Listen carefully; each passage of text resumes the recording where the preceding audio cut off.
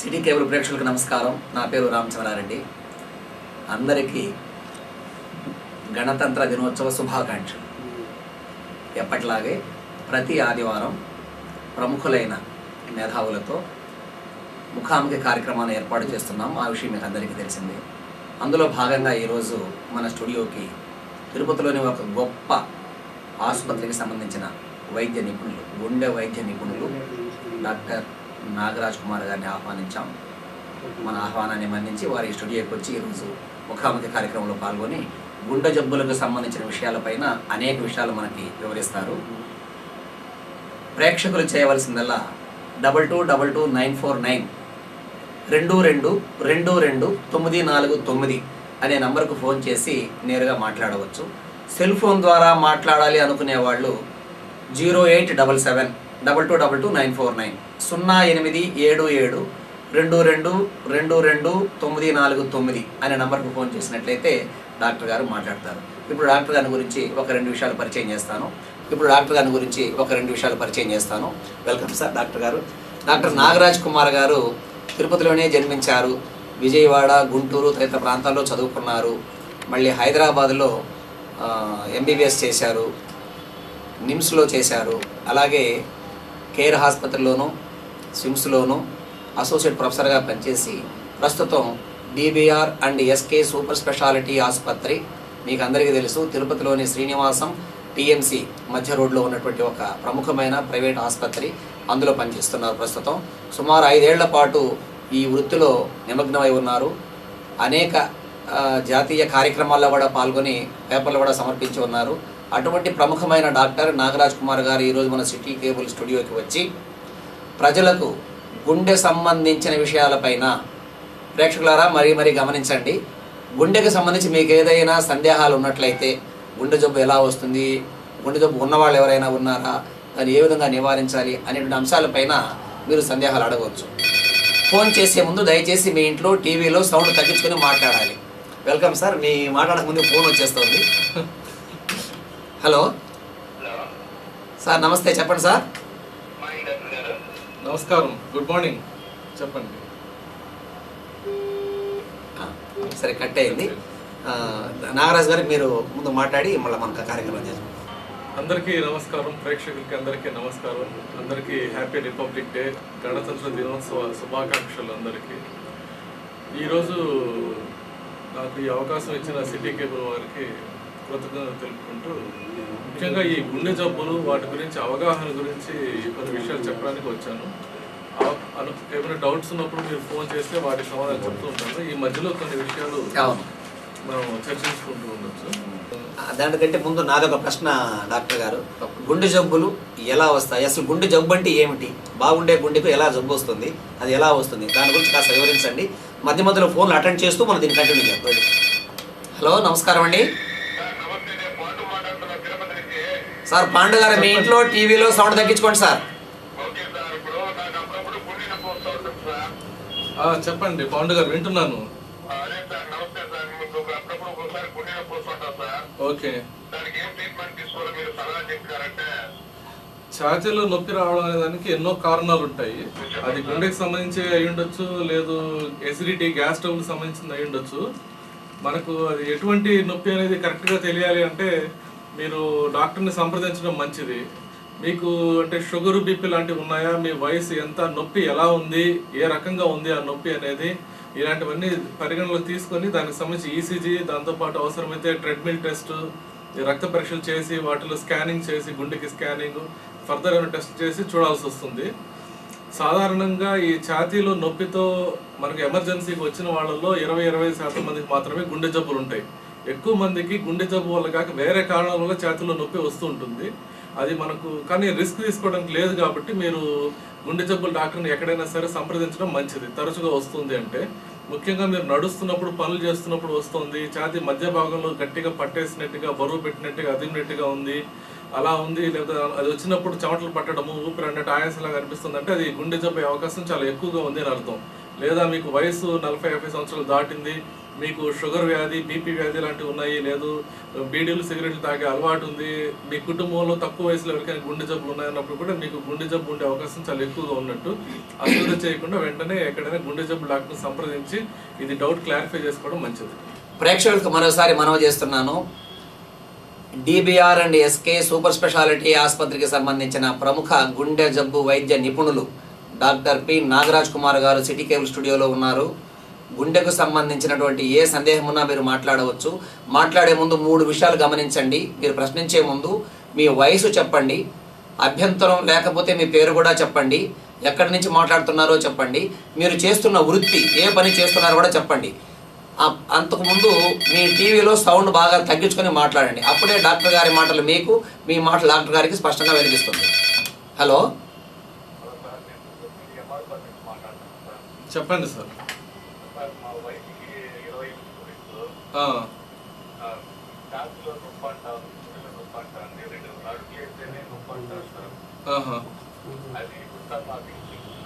Okay,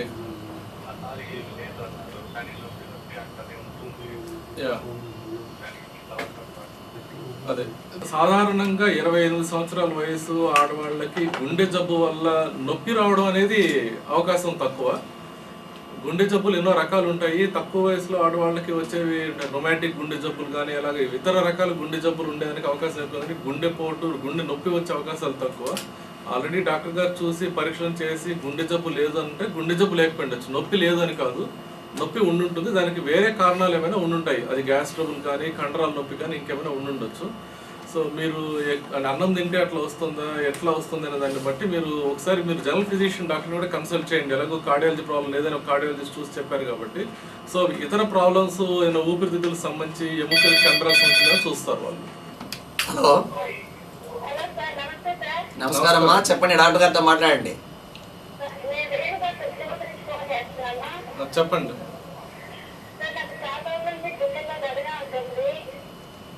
వింటున్నా.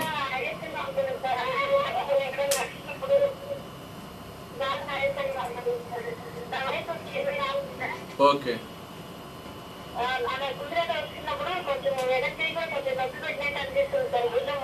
Right.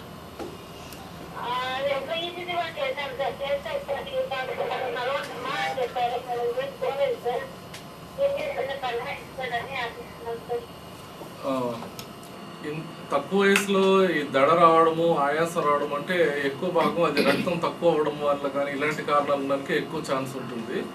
కొంతమందికి గుండెలో లయబద్ధంగా లేకుండా హార్ట్ బీటింగ్ ఇర్రెగ్యులారిటీస్ రావడం, సుప్రావెంట్రుకులర్ టాకికార్డియా అట్లా అంటాం. ఈ గుండె దడ అంటే కర్ణిక దడ అంటుంది తెలుగులో.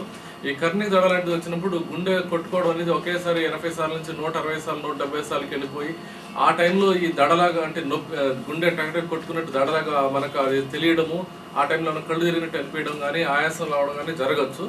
అలాంటిది ఏమైనా ఉందేమో మీకు ఫ్రీక్వెంట్గా వస్తుంటే దానికి హోల్టర్ పరీక్ష చేసి మనం చూసుకోవచ్చు ఆ విషయాన్ని. లేదు అంటే మీకు రక్తం తక్కువ అవడం కానీ ఇలాంటి వేరే ప్రాబ్లమ్స్ ఉన్నాయని చూసుకోవాల్సి వస్తుందమ్మా. హలో, నమస్తే అమ్మా, చెప్పండి అమ్మా. చెప్పండి అమ్మా, మీ సమస్య ఏంటో చెప్పండి, కొంచెం గట్టిగా మాట్లాడండి.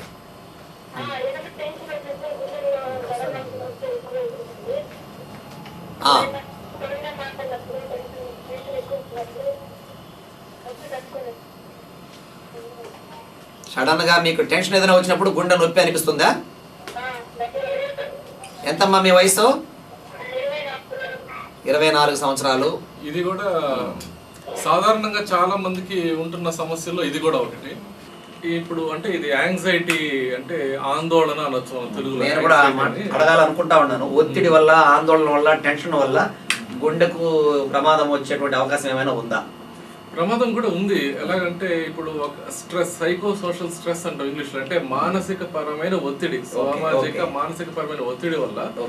అంటే పూర్వం ఒకప్పుడు మనకు ఆ ఒత్తిడి అనేది దాన్ని మనం మెజర్ చేయలేం కాబట్టి, కొలత వేయలేం కాబట్టి దానివల్ల ఎంత ఎఫెక్ట్ ఉంటుంది అనేది మనకు కరెక్ట్గా తెలియదు. మనకు దాదాపు షుగర్ వల్ల ఎంతమందికి గుండెపోట్లు వస్తాయి, ఈ ఒత్తిడి ఎక్కువ రోజులు ఉన్నందువల్ల దానివల్ల కూడా అంతమందికి గుండెపోటు రావడానికి కూడా ఛాన్స్ ఉంటుంది. ఫోన్ చూస్తాం. హలో, నమస్కారం అండి, చెప్పండి. సార్ మా బామ్మ అంటే జయకుమార్ 18 ఏళ్ళ వయసు. చెప్పండి వింటున్నా. ఫుడ్ తిన్న తర్వాత నొప్పి అంటారు సార్. ఈ ఇందాక మీకు చెప్పినట్టు ఛాతీలో నొప్పి వల్ల వచ్చే నొప్పుల్లో 20% మందికి మాత్రమే గుండె జబ్బు వల్ల ఛాతీలో నొప్పి వచ్చి వస్తారు హాస్పిటల్ కి. ఎక్కువ మందికి ఛాతీలో నొప్పి వచ్చిన వాళ్ళకి గుండె జబ్బు ఉండదు. ఈ గ్యాస్ట్రో సామాన్య జనం అనుకునేది ఏమంటే ఛాతీలో నొప్పి అంటే ఇది గుండె జబ్బు అనేటువంటి భ్రమలో ఉంటారు. నిజంగానే గుండె జబ్బా లేకపోతే మరేదైనా? 100 మందిలో 75 మందికి వేరే కారణం వల్లే వస్తూ ఉంటాయి. ఈ ఎసిడిటీ అని, ఈ గ్యాస్ ట్రబుల్, లేకపోతే కండరాలకి ఎముకలకి సంబంధించిన నొప్పులు, ఊపిరితిత్తులకు సంబంధించిన నొప్పులు ఇట్లాగా. ఇప్పుడు ఇందాక వీరు చెప్పినట్టు ఈ అన్నం తినగానే వస్తున్నట్టు గ్యాస్ ట్రబుల్ సంబంధించిన లక్షణాలు. అది పై కడుపులో మంట కాకుండా కొన్నిసార్లు తేపులు అలాంటివి వచ్చినప్పుడు ఈ ఛాతీలు కూడా పట్టేసినట్టు అనిపించడం, మంట మండేట్టు అనిపించడం అలా ఉంటుంది. అయితే ఏదైనప్పటికీ మనకు ఇట్లా ఉన్నప్పుడు దీనికైనా కానీ మనకు గ్యాస్ట్రో ఎంట్రాలజిస్ట్ కానీ ఒకసారి కన్సల్ట్ చేస్తే దానికి మెడిసిన్స్ తగ్గుతుంది. ఒకరు తగ్గిపోతే ఎండోస్కోప్ ఎట్లా ప్లాన్ చేసి చూడొచ్చు. కాబట్టి ప్రేక్షకులు గమనించవచ్చు ఈ అంశాన్ని. అన్నం తిన్న వెంటనే ఎవరికైనా గుండెలో అంటే ఛాతీలో నొప్పి వస్తే, రొమ్ము భాగంలో నొప్పి వస్తే అది గుండె జబ్బు అయ్యే అవకాశం చాలా తక్కువ. అది కండరాల నొప్పి కావచ్చు, మరో రకమైన ఊపిరితిత్తుల జబ్బు కావచ్చు అని అంటున్నారు డాక్టర్ గారు. దాన్ని గమనించండి. సంబంధమైనటువంటి డాక్టర్ని కలిస్తే దానికి సరైన మార్గం చూపిస్తారు. అంటే ఇక్కడ ఒక అంశం ఏంటంటే అన్నం తినగానే మసాలా, పులుపు, కారం వస్తువులు తినగానే, టీ కాఫీలు తాగినప్పుడు కడుపులో మంటలాగా తేపులు వచ్చినప్పుడు అలా అనుకోవచ్చు. కొంతమంది నిజంగా గుండె జబ్బు ఉన్నప్పుడు అన్నం తిన్న తర్వాత అక్కడ రక్త సరఫరా పేగులకు ఎక్కువ వల్ల నిజమైన నొప్పి కూడా రావడానికి కూడా ఛాన్స్ ఉంటుంది. వాళ్ళ వయసు ఎంత ఉంది, షుగర్, బీపీ, రిస్క్ ఫ్యాక్టర్స్ ఎట్లా ఉన్నాయి, అయిపోయినట్టుందని బట్టి.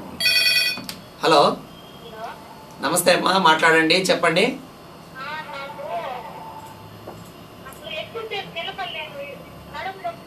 ఎంతమ్మా వయసు మీకు? 17 70 17. చెప్పండి అమ్మా.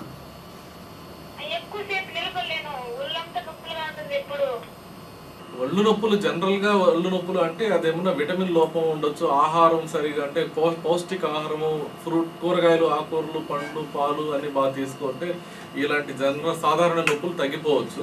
ముఖ్యంగా నడుము నొప్పి అని అంటూ ఉండారు కాబట్టి నడుము నొప్పి ఎక్కువగా ఉండి నడుము నొప్పి వల్ల మీకు ఎక్కువ ఇబ్బంది ఉంది అంటే కొన్నిసార్లు ఈ వెన్నెముకలు అరిగిపోవడం, డిస్ప్లాస్ కాబట్టి ఆర్థోపెడిషన్ సంప్రదించడం బెటర్. అంటే ఒక్కొక్కసారి గుండె దడ వచ్చి కొంచెం నడవలేకుండా కూడా పడిపోతారు. అటువంటి ఏమైనా ఉందా అని అనుమానంతో అమ్మాయి అడుగుతున్నట్టు. ముఖ్యంగా మొదట నడువు నొప్పి అన్నారు, తర్వాత ఒళ్ళంతా నొప్పి, దానివల్ల నచ్చలేకపోతున్నారు కాబట్టి జనరల్ విటమిన్ డెఫిషియన్సీస్ ఇట్లాంటివి ఉండొచ్చు. ఆర్థోపెడిషన్ కన్సల్ట్ చేయడం better option. That young lady, ఆమెకి నొప్పి అంటే ఆయాసము, గుండె దడ ఇలాంటి అదర్ సిమ్టమ్స్ లేవు. ఛాతీలో నొప్పి కూడా ఏం చెప్పలేదు తను. మనకు ఈ మెయిన్ చాలా మందికి ఉన్న భయాలు ఏంటంటే ఛాతీలో నొప్పి వస్తే అది గుండె జబ్బేమో అనే భయం గురించి మనం మాట్లాడుకుంటే క్యారెక్టరిస్టిక్ అంటే టిపికల్ పెయిన్ అంటే అందరికీ అంటే ఎక్కువ మందికి ఖచ్చితంగా గుండె జబ్బులు చెప్పండి. సినిమాలో డ్రామాటిక్ గా ఉన్నప్పుడు ఇది ఒకటి చూపించవచ్చా? చూపించండి, పర్వాలేదు. ఈ బొమ్మలో చూపించిన విధంగా గుండె జబ్బుకి సంబంధించిన నొప్పి క్యారెక్టరిస్టిక్ గా ఈ ఛాతీ మధ్య భాగంలో వస్తుంది. ఇట్లా ఛాతీ మధ్య భాగంలో అది గట్టిగా బిగించేసినట్టు, గట్టిగా పిండేసినట్టుగా, లేకపోతే అదిమేసినట్టుగా, బరువు పెట్టినట్టుగా ఉండడము, ఇంకా కొంతమందికి మంట మండినట్టు ఉండడము అట్లా ఉంటుంది. కొంతమంది మంట అనేప్పటికీ అందరూ కొంతమంది అంటే గ్యాస్ ట్రబుల్ కన్ఫ్యూజ్ అవుతుంది. యాక్చువల్గా మంట మండడం కూడా గుండె జబ్బులు చాలా మంది మంట అని అంటారు, లేకపోతే అదిమేసినట్టు ఉంది అంటారు, లేకపోతే పట్టి బిగించేసినట్టు ఉంది, లేకపోతే పిండేసినట్టు ఉంది, లేదా బరువు పెట్టినట్టు ఉంది అంటారు. నొప్పి అంటే మనకి దెబ్బ తగిలితే నొప్పిలాగా, సూదులతో పొడిస్తే నొప్పిలాగా అట్లా ఉండదు ఇది. అది మనం అర్థం చేసుకోవాలి. లేదు కొన్నిసార్లు జస్ట్ అనీజీనెస్ లాగా అనిపించడము, ఇలాంటివి ఏమైనా అనిపించినప్పుడు దాంతో పాటు ఇట్లా చెమటలు పట్టడము, ఊపిరాడినట్టు ఆయాసలాగా అనిపించడము, ఎక్కువ భయం భ్రాంతులకి గురి కావడము, వాంతులాగా అనిపించడము, నీరసంగా అనిపించడము, ఇలాంటివన్నీ ఉన్నప్పుడు ఇలాంటి నొప్పితో పాటు ఇది గుండె జబ్బు అవడానికి అవకాశం అనేది చాలా ఎక్కువగా ఉంది. గుండె జబ్బుకి లక్షణాలు. హలో, నమస్కారం అండి. గుడ్ మార్నింగ్, చెప్పండి.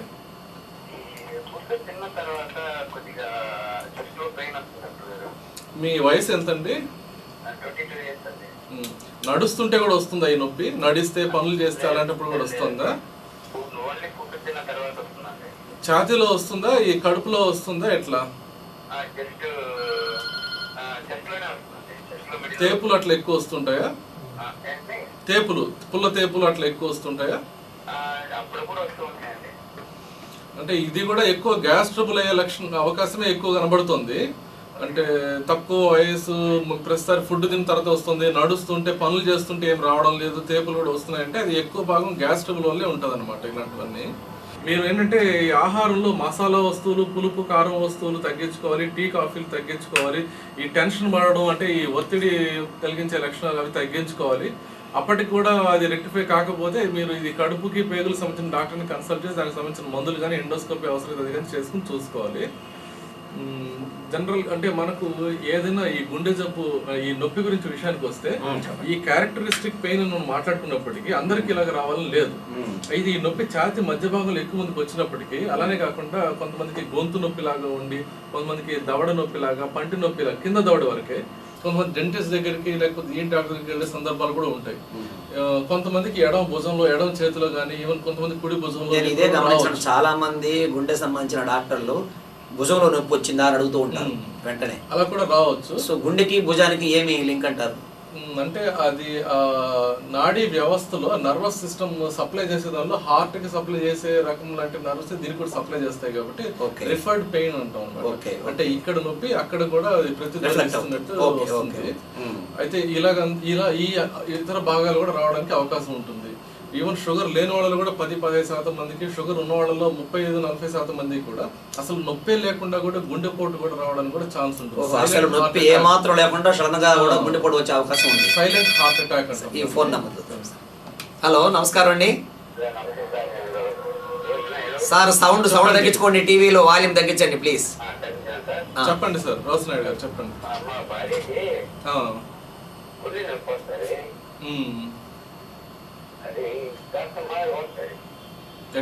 ఎట్లా వస్తుంది? ఆయాసం. ఎంత వయసు? చెప్పండి. అదే అట్లాంటప్పుడు ఖచ్చితంగా చూపించుకోవాలి. ఇప్పుడు పనులు చేసినప్పుడు నొప్పి వస్తుంది, నొప్పితో పాటు గస కూడా వస్తుంది అంటే అది గుండె జబ్బు అయ్యే అవకాశం కూడా ఉంది. లేదు అంటే ఊపిరితిత్తుల ప్రాబ్లం కూడా ఉండొచ్చు. డెఫినెట్ గా ఇలాంటి లక్షణాలు ఉన్నప్పుడు గుండె జబ్బుల డాక్టర్ని సంప్రదించాల్సిన అవసరం ఖచ్చితంగా ఉంది. ప్రేక్షకులకు మనవి, మనము DBR and SK super speciality ఆసుపత్రి నుంచి వచ్చిన ప్రముఖ గుండె వైద్య నిపుణులు డాక్టర్ పి నాగరాజ్ కుమార్ గారితో ముఖాముఖి కార్యక్రమాన్ని ఏర్పాటు చేశాం. ఈ సందర్భంగా మీరు 2222-949కు ఫోన్ చేసి డాక్టర్ గారితో నేరుగా మాట్లాడవచ్చు. అలాగే డాక్టర్ గారిని మరికొన్ని ప్రశ్నలు మధ్యలో నేను వేస్తున్నాను. డాక్టర్ గారు, ఇప్పుడు డిబిఆర్ హాస్పిటల్ నుంచి వచ్చినారు మీరు. ప్రత్యేకించి మీ డిబిఆర్ హాస్పిటల్లో ఉన్నటువంటి ప్రత్యేక వసతులు, ముఖ్యంగా గుండె జబ్బులకు సంబంధించి దాన్ని కాస్త వివరిస్తే మనం ఫోన్ చూసి మాట్లాడుతున్నాం. నమస్కారం అండి. చెప్పండి సార్. సార్ టీవీలో సౌండ్ తగ్గించుకోవాలి. మాట్లాడండి.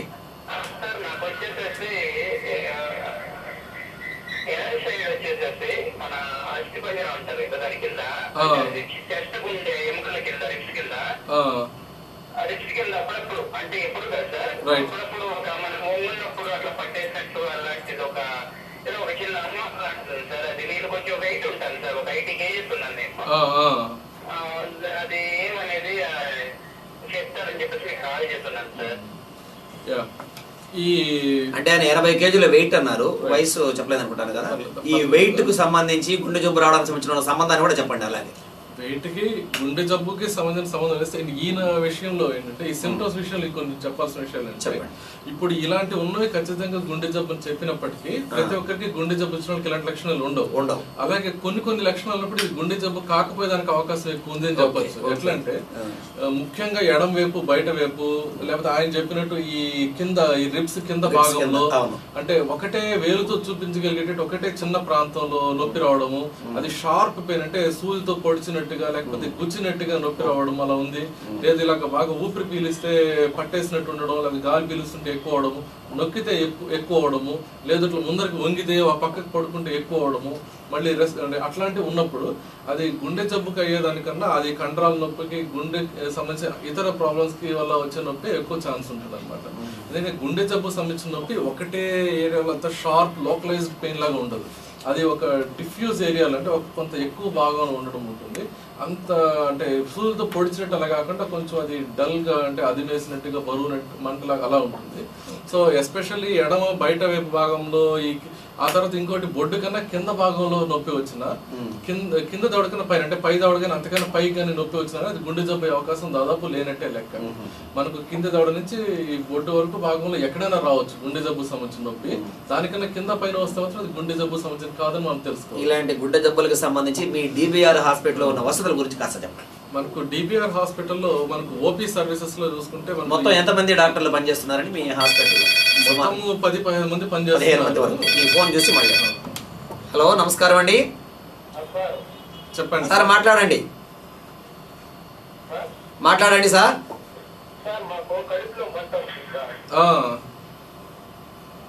చెప్పండి, కడుపులో మంట అంటే ఎట్లా? అన్నం తిన్నప్పుడు వస్తుందా?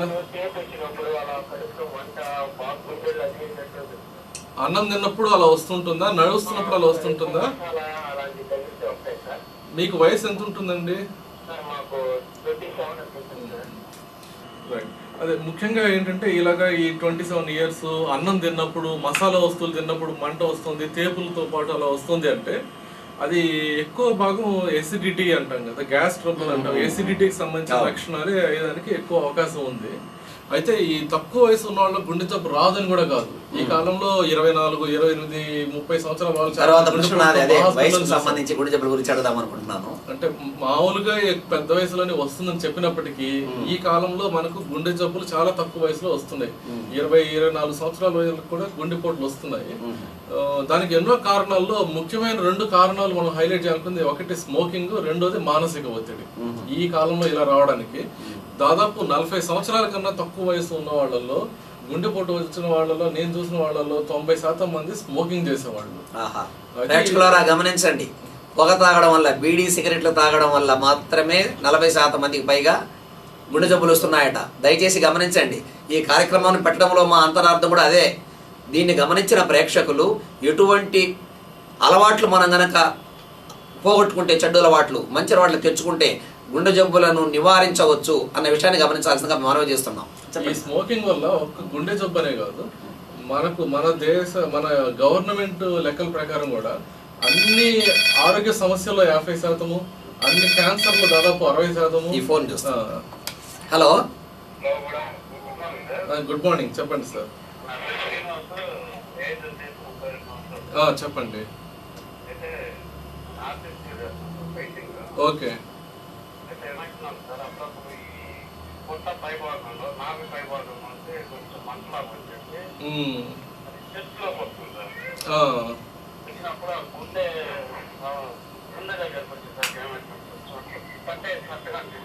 రైట్.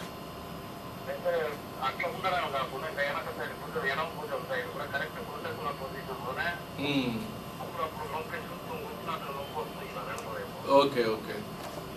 అంటే ఎట్లా ఇది మీకు అన్నం తిన్న తర్వాత అంటే తేపులు వచ్చినప్పుడు అలాంటప్పుడే వస్తూ ఉంటుందా? నడుస్తున్నప్పుడు ఏమైనా వస్తుంటుందా? రైట్. అలాంటప్పుడు మనం ఫర్దర్ కొన్ని టెస్టులు చేసి చూడాలి. అంటే మీరు చెప్పే లక్షణాలను బట్టి అన్ని కొన్నిసార్లు తెలియకపోవచ్చు. ఇది అంటే గుండె జబ్బు ఖచ్చితంగా లేదు అని డౌట్ అంటే నిర్ధారణ చేసి ఇది లేదని చెప్పడానికి కుదరదు. మీరు చెప్పిన ఇన్ఫర్మేషన్ వరకు అయితే ఎక్కువ భాగం గుండె జబ్బు కాకపోవచ్చు, గ్యాస్ ట్రబుల్ వరకు ఉండొచ్చు అని చెప్పిన 100% డౌట్ క్లారిఫై చేసుకోలేం. కాబట్టి ఒకసారి అయితే సంప్రదించి బేసిక్ ఇన్వెస్టిగేషన్స్, ముఖ్యమైన మౌలికంగా కొన్ని పరీక్షలు చేసుకుని మనం చూసుకోవాల్సి వస్తుంది. కాకపోతే ఇది ఏమవుతుందంటే ఈ గ్యాస్ ట్రబుల్లో ఈ పై భాగంలో కడుపులో తేపులు అలాంటివి వచ్చినప్పుడు అన్నవాహిక అని ఉంటుంది మనకు, నోరు నుంచి స్టమక్ కనెక్షన్. ఈ తేపులు కూడా అన్నవాహికలో కూడా మనకు యాసిడ్స్ వల్ల బర్న్ అయినట్టుండి దానివల్ల కూడా ఛాతీలో నొప్పిలాగా అనిపిస్తుంది. అంటే జనరల్ గా చాలా మందికి గ్యాస్ ట్రబుల్ ఉన్న వాళ్ళు కూడా అందుకని ఛాతీలో నొప్పిలాగా చెప్పొచ్చు. బట్ అదర్ హ్యాండ్ గుండె జబ్బు ఉన్న వాళ్ళు అది గ్యాస్ ట్రబుల్ అనుకుని నెగ్లెక్ట్ చేసి దానివల్ల సీరియస్ అయ్యే ప్రమాదం కూడా ఉంది. సో ముఖ్యంగా 40 సంవత్సరాల వయసు దాటిన వాళ్ళు, షుగరు, బీపీ, కొలెస్ట్రాల్ ప్రాబ్లమ్స్ ఇలాంటివి ఉన్న వాళ్ళు, కుటుంబంలో తక్కువ వయసులో గుండె జబ్బులు ఉన్న వాళ్ళు, స్మోకింగ్ చేసే ఇలాంటి వాళ్ళు మాత్రం అస్సలు అశ్రద్ధ చేయడానికి లేదు. ఇలాంటిది వస్తే గ్యాస్ ట్రబుల్, అది హార్ట్ ప్రాబ్లం కూడా ఉండొచ్చు అనేది దృష్టిలో పెట్టుకుని దానికి సంబంధించి కూడా టెస్టులు చేసి పరీక్షలు చేయించుకొని నయం చేసుకోవడం మంచిది. ఇప్పుడు మా హాస్పిటల్ విషయానికి వస్తే ఫోన్ వస్తే హలో చెప్పండి మేడం. మా సౌండ్ తగ్గించుకోండి ఇంట్లో. చెప్పండి అమ్మా. చెప్పండి. చెప్పండి.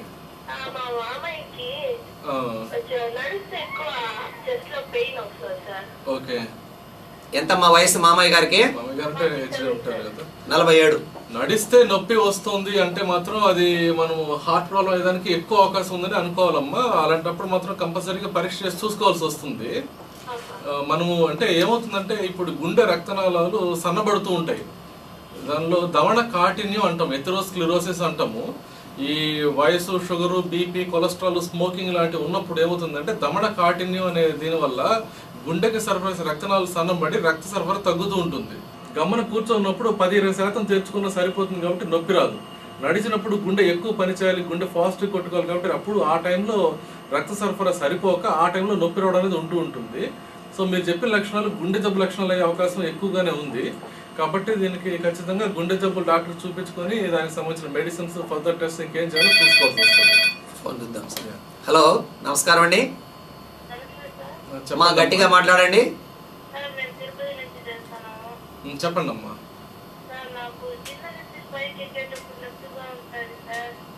ఎక్కడ నొప్పిమ్మా?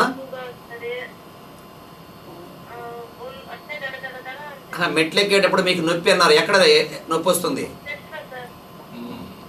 ఇలాగా మనం నడిచేటప్పుడు, మెట్లు ఎక్కేటప్పుడు, ఏమైనా పనులు చేసేటప్పుడు ముఖ్యంగా ఛాతీలో నొప్పి వస్తుంది, రెస్ట్ తీసుకుంటే వెంటనే తగ్గుతుంది. ఈ నొప్పి వచ్చినప్పుడు చెమటలు పట్టడము, లేకపోతే గుండె అలా ఉండడం అనేది మనకు గుండె జబ్బుకు సంబంధించిన లక్షణాలు ఒకటి. కాబట్టి అలాంటిది ఉన్నప్పుడు మాత్రం వెంటనే మనం గుండె జబ్బుకు సంబంధించి పరీక్షలు చేసి చూసుకోవాల్సిన అవసరం ఉంటుందమ్మా. ఇంకా ఎవరికైనా సాధారణంగా అందరికీ గురించి కూడా నేను చెప్పాలనుకుంటున్నానంటే, ముఖ్యంగా ఈ 40 సంవత్సరాల తర్వాత వయసు వాళ్ళు అందరూ కూడా జనరల్ గా సంవత్సరానికి ఒకసారి చెకప్ చేసుకోవాలి. ఈ షుగర్, బీపీ, కొలెస్ట్రాల్ ఇవన్నీ. హలో, నమస్కారం అండి. చెప్పండి అమ్మా.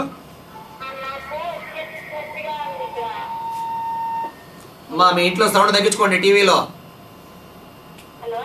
చెప్పండి.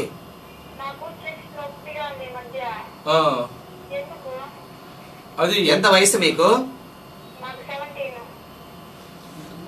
ఏం పని చేస్తుంటారు? ఏం పని చేస్తుంటారమ్మా? వెరీ గుడ్, చెప్పండి. సాధారణంగా 17 సంవత్సరాల వయసు మీకు ఛాతీలో నొప్పి అంటే గుండె జబ్బు అవకాశం తక్కువే. కాకపోతే అది ఎందువల్ల అనేది మీరు ఒకసారి ఎవరైనా డాక్టర్ని ఆల్రెడీ సంప్రదించుంటే పర్లేదు, లేదంటే కూడా ఎవరైనా సంప్రదించు, కనీసం జనరల్ మెడిసిన్ డాక్టర్ని సంప్రదించినా సరిపోతుంది. ఎందుకంటే ప్రతిసారి నొప్పి వస్తుంది, నొప్పి ఎక్కువగా ఉంది అంటే అది గుండె జబ్బు కాకపోయినా కానీ అది ఏంటనేది చూసుకోవాలి. కాబట్టి 17 సంవత్సరాల వయసు ఛాతీలో నొప్పి అనే దానికి గుండె జబ్బు అవకాశం చాలా తక్కువ. కానీ జనరల్ మెడిసిన్ డాక్టర్ని ఏమైనా సంప్రదిస్తే అది ఏమైనా ఒట్టి కండరాలు, ఎముకలకు సంబంధించిన నొప్పి అయినా, లేదంటే ఊపిరితిత్తులు ఏమైనా ఇబ్బంది ఉందా, లేదంటే ఎసిడిటీకి సంబంధించిందని చూస్తారు. ఎందుకంటే ఈ ఛాతీ నొప్పికి అనేక కారణాలు ఉన్నాయి. వాటిల్లో ఒక 20% మందికి గుండెపోటు కానీ ఇంకా సీరియస్ ప్రాబ్లమ్స్ ఉన్నప్పటికీ ఎక్కువ మందికి నాన్ సీరియస్ ప్రాబ్లమ్స్ కూడా నొప్పి వస్తూ ఉంటుంది. సో ఇక్కడ ఏంటంటే ఇట్స్ అంటే ఒక డెలికేట్ బ్యాలెన్స్. మనం దాన్ని అశ్రద్ధ చేసి రిస్క్ తీసుకోకూడదు, అలాగనేసి మరీ భయభ్రాంతులకు లోనైపోయి మన లైఫ్ స్టైల్ ని మార్చేసుకునే భయభ్రాంతులకి లోన్ కాకూడదు. ప్రేక్షకులకు మరోసారి గుర్తు చేస్తున్నాము, doctor P Nagaraj Kumar garu BBR and SK super speciality ఆసుపత్రి నుంచి వచ్చారు. శ్రీనివాసం టీఎంసీ మధ్యలో ఆ హాస్పిటల్ ఉంది. సుమారు 100 బెడ్ల ఆసుపత్రి అది. అలాగే అక్కడ 15 మంది వరకు డాక్టర్లు ఉన్నారు. ఆ హాస్పిటల్లో ప్రముఖమైనటువంటి వైద్యులంతా కూడా సేవ చేస్తున్నారు. అక్కడ నుంచి గుండె జబ్బు వైద్యుల నిపుణులు డాక్టర్ నాగరాజ్ కుమార్ గారు మన దగ్గర ఉన్నారు, వారితో మాట్లాడుతాం. హలో, చెప్పండి సార్. మా మదర్ షుగర్ పేషెంట్. హార్ట్ లో ఎయిర్ బబుల్స్ వచ్చినాయని ఫ్రెండ్స్ లో చూపించాను సార్. వాళ్ళు టాబ్లెట్స్ నుండి ఇచ్చారు, సిమ్రోస్ అని, మళ్ళీ ట్రెమ్లాల్. అది ఎక్కువ పెయిన్ వస్తుంది సార్. స్విమ్స్ అంటే ఇట్లా గుండె జబ్బుల విభాగంలోనా? ఈ ఎయిర్ బబుల్స్ అనేది నిజం చెప్పాలి నాకు కరెక్ట్ గా అర్థం కాలేదు సార్. ఇప్పుడు లెఫ్ట్ సైడ్ చూపించాము, స్కాన్ తీస్తాము. ఓకే, దాంట్లో చిన్న ఎయిర్ బబుల్స్ ఉన్నాయని చెప్పారు. అది పరీక్షలు ఒకసారి రిపోర్ట్స్ చూస్తే తప్ప చెప్పలేను. ఎందుకంటే మీరు చెప్పేది అంటే స్విమ్స్ లో మీరు ఏ విభాగంలో చూపించినారు? గుండె జబ్బుల విభాగమా, ఎండోక్రైనాలజా ఏందని అడుగుతున్నారు సార్. గుండె జబ్బుల విభాగంలో చూపించారు సార్. Very good. గుండె జబ్బుల విభాగంలో చూస్తే వాళ్ళకి జనరల్ సర్జరీకి సజెషన్ చేశారు. అదే సర్జరీకి పోతే ఆయన ఇద్దరికి చూసి ఎయిర్ బబుల్స్ ఉన్నాయి, దీనికి టాబ్లెట్ వాడితే సరిపోతుందని చెప్పారు. అదే మీరు చెప్పిన టాబ్లెట్స్ గుండె జబ్బు సంబంధించినవి కాదు. సో వాళ్ళు ఆల్రెడీ గుండె జబ్బు డాక్టర్లు పరీక్ష చేసి గుండె జబ్బు కాదు అని చెప్పారు అంటే మనం దాని గురించి ఇంక భయపడకూడదు. ఎందుకంటే మీరు చెప్పినట్టు ఛాతీలో నొప్పి రావడానికి ఎన్నో కారణాలు ఉంటాయి. ఎయిర్ బబుల్స్ అనేది బహుశా మీకు ఎక్స్ప్లెయిన్ అర్థం కావడానికి అలాగే చెప్పుంటారు. టెక్నికల్ ఏంటి అనేది ఆ రిపోర్ట్స్ చూసి తప్ప నేను ఇప్పుడు కామెంట్ చేయలేను. సార్ మీ హాస్పిటల్ గురించి మా హాస్పిటల్లో ఇప్పుడు ఓపీ పేషెంట్స్ కి సంబంధించి ఇప్పుడు హార్ట్ వరకు చూసుకుంటే ఇప్పుడు ఈసీజీ 2D ఎక్కువ అంటాం, గుండెకి స్కానింగ్, తర్వాత ట్రెడ్మిల్ టెస్ట్ అని చేస్తాము, బెల్ట్ మీద నడిచే పరీక్ష కానీ, తర్వాత హోల్టర్ పరీక్ష ఉంటుంది. అంటే ఇప్పుడు ఎస్పెషల్లీ ఈ గుండె దడలాగా వచ్చే వాళ్ళకి ఈ లయబద్ధంగా లేకుండా ఈ హార్ట్ బీటింగ్ ఇర్రెగ్యులారిటీస్ ఉన్న వాళ్ళకి 24 hours మనం కనెక్ట్ చేసి మానిటర్ చేసుకుని ఉంటాయి. ఇవన్నీ ఫెసిలిటీస్ ఉన్నాయి. తర్వాత ఎమర్జెన్సీస్ ద్వారా అడ్మిట్ అయ్యే వాళ్ళకి అఫ్ కోర్స్ ఐసీసీయూ ఉంది, మంచి ఐసీసీయూ ఉంది విత్ వెంటిలేటర్, డిఫిబ్రిలేటర్, ఐఏబీపీ అన్ని పరికరాలతో సంబంధించి ఇన్వేజివ్ బీపీ మానిటరింగ్ వీటితో మంచి క్యాత్ ల్యాబ్ ఉంది, ఫ్లాట్ ప్యానల్ క్యాత్ ల్యాబ్ అని ఉంది. అంటే మనకు ఈ యాంజియోగ్రామ్లు, యాంజియోప్లాస్టీలు, పేస్ మేకర్స్, ఇవి బెలూన్ వాల్లో ప్లాస్టిక్స్ ఇవన్నీ చేయడానికి మనం అంటే యూజ్ చేసే ఆ పరికరం ఆపరేషన్ థియేటర్ని మనము ఫ్లాట్ ప్యానల్ క్యాత్ ల్యాబ్ అంటాము. అంటే ఓవరాల్ గా చూస్తే తిరుపతిలో ప్రైవేట్ ఆసుపత్రుల్లో అత్యధికమైనటువంటి ఆధునికమైన వసతులు కలిగి ఉన్నాయి దగ్గర. ప్రైవేట్ హాస్పిటల్స్ లో గుండె జబ్బు సంబంధించి ఈ ఫ్లాట్ ప్యానల్ క్యాత్ ల్యాబ్ ఉన్నది నాకు తెలిసినంత వరకు డిబిఆర్ హాస్పిటల్లోనే ఉంది, సిమ్స్ లో ఉంది, బయట ప్రైవేట్ లో డిబిఆర్ లోనే ఉంది. నమస్కారం అండి. చెప్పండి, నేను వింటున్నాను, ఇక్కడే ఉన్నాను. చెప్పండి జయచంద్ర గారు. మంచి ప్రశ్న ఇది. మనకు ఈ గుండెపోటు రావడానికి ముందు కారణాలు ఏంటి అని చూస్తే దాన్ని బట్టి మన చేతుల్లో ఏముంది, మనం ఏం జాగ్రత్తలు తీసుకోగలుగుతాం అని చూడొచ్చు. గుండెపోటు ఇప్పుడు ఈ కాలంలో అర్బన్ ఏరియాస్ అంటే ఈ సిటీస్లో 13% మందికి, రూరల్ ఏరియాస్లో అంటే పల్లెటూరులో 7% మందికి వస్తున్నాయి. యావరేజ్గా 10% మందికి అనుకుంటే ఒక సమాజంలో 1000 మంది ఉంటే ఆ 1000 మందిలో పెద్దవాళ్ళల్లో 100 మందికి గుండెపోట్లు అంటే వస్తున్నాయి. ఈ గుండె జబ్బు వచ్చే 100 మందిలో దాదాపు 25-30 మందికి కేవలం ఈ స్మోకింగ్ వల్ల వస్తుంది. ఇంకో 20-25 మందికి ఈ కొలెస్ట్రాల్, రక్తంలో కొలెస్ట్రాల్ శాతం అధికంగా ఉండడం వల్ల వస్తుంది. ఇంకో 25 మందికి షుగరు, బీపీలు ఎక్కువగా ఉండడం వల్ల వస్తుంది. మిగతా వాళ్ళకి బరువు ఎక్కువ ఉండడము, ఎక్సర్సైజ్ లేకపోవడము, మానసిక ఒత్తిడి ఎక్కువ అవడం అనే కారణాల వల్ల వస్తుంది. సో దీనికి సంబంధించిన ఇప్పుడు మీకు అంటే 90% మందికి గుండె జబ్బులు రావడానికి కారణం ఇదే. ఈవెన్ గుండె జబ్బులే కాదు, పక్షవాతమైనా కానీ. ఎందుకంటే ఇది రక్తనాళాలకు సంబంధించిన ఇబ్బంది, దమన కాఠిన్యానికి సంబంధించిన ఇబ్బంది. సో మనం గుండె జబ్బులు, గుండెపోటులు, ఈవెన్ ఆ రకంగా ఆ మాటకు వస్తే పక్షవాతాలు రాకుండా చేసుకోవడానికి మనం చేయగలిగినవి ఏంటంటే షుగరు ఉన్న అంటే ముందు 40 సంవత్సరాల వయసు అప్పటి నుంచి కూడా సంవత్సరానికి ఒకసారి చెకప్ చేసుకోవాలి ప్రతి ఒక్కరు. షుగర్ ఏమైనా ఉందా, కొలెస్ట్రాల్ ఏమైనా ఉందా, బీపీ ఏమైనా ఉందని. షుగర్ వల్ల లక్షణాలు ఎక్కువ మందికి ఉండవు, బీపీ వల్ల లక్షణాలు ఎక్కువ మందికి ఉండవు, కొలెస్ట్రాల్ లక్షణాలు ఎవరికీ ఉండవు జబ్బు బయటపడేదాకా. సో 40 years నుంచి కూడా yearly once minimum mass checkup చేసుకొని షుగర్, బీపీ, కొలెస్ట్రాల్ ఉన్నా లేదు చూసుకుంటూ ఉండాలి. ఉంటే మాట్లాడేసి కంటిన్యూ చేద్దాం. నమస్కారం అండి. నమస్కారం సార్, నా పేరు వెంకటేష్, తిరుపతి నుంచి. చెప్పండి వెంకటేష్ గారు. నేను ఒక 1 year బైక్ లో పన్నాను సార్. అది హార్ట్ కింద వచ్చి బెలూన్ కూర్చుకునింది. ఓకే.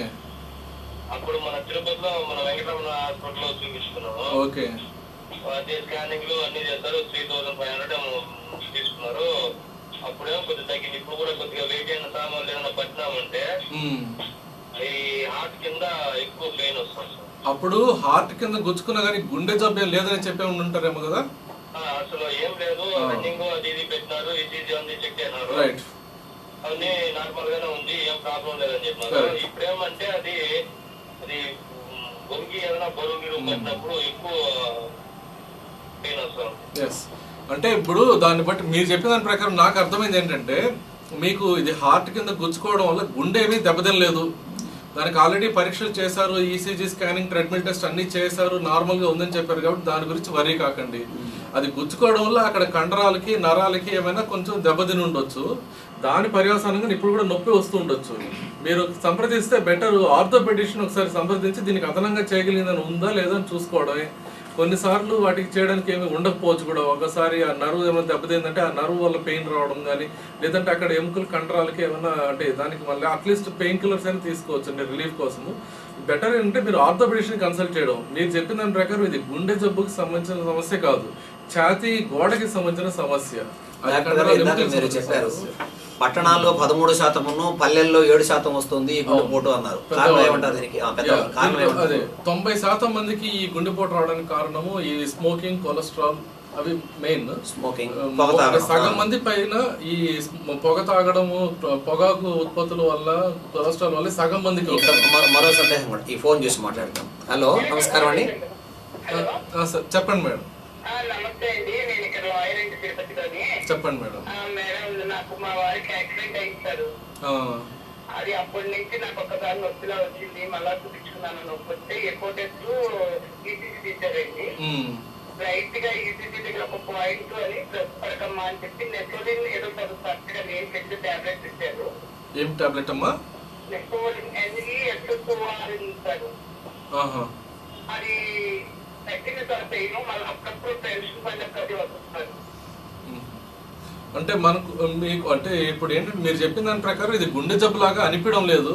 అంటే అట్లీస్ట్ ఈసీజీ స్కాన్ నార్మల్ ఉంటుంది. మీకు పెట్టిన టాబ్లెట్ ఏమి గుండె జబ్బు సంబంధించిన టాబ్లెట్ కాదు కదా, మామూలు పెయిన్ కిల్లర్ లాంటిది అని పెట్టుంటారేమో. మీకు అంటే వయసు 40 years కన్నా ఎక్కువ ఉంది, షుగర్, బీపీ లాంటివి ఉన్నాయి అంటే ఒకసారి మనకు అంటే ఎక్కువ డౌట్ ఉంటే ట్రెడ్మిల్ టెస్ట్ అవి చేసి చూడొచ్చు మనం, ఫర్దర్ డౌట్ క్లియర్ చేసుకోవడానికి.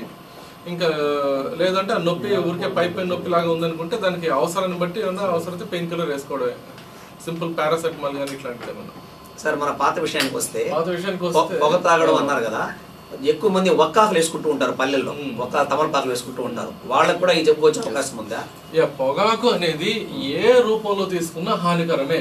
అది బీడీలు, సిగరెట్ లాగా తాగడం వల్లే కాదు, దాన్ని నమ్మడం వల్ల కొంతమందికి ఇప్పుడు ఈవెన్ ఇవి ఉంటాయి, హార్న్స్ అని వేసుకుంటూ ఉంటారు. లేకపోతే ఈ ఒక్కాకులో కూడా పొగాకు ఉంటాయి.